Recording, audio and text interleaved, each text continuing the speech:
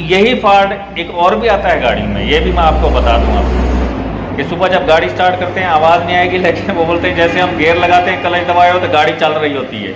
ये भी ऑयल की वजह से होता है और कुछ भी नहीं होता। ऑयल की वजह से वो ऑयल मोटा होता है ना, गाढ़ा होता है, वो चिपका होता है गरारियों के अंदर, बैरिंगों के अंदर, ऐसे पकड़ करी होती है उसने, वो चलना शुरू हो जाती है खुद ब खुद गाड़ी चलती रहती है। जब गर्म होती है तो फिर जाके गियर फंसना शुरू होते हैं।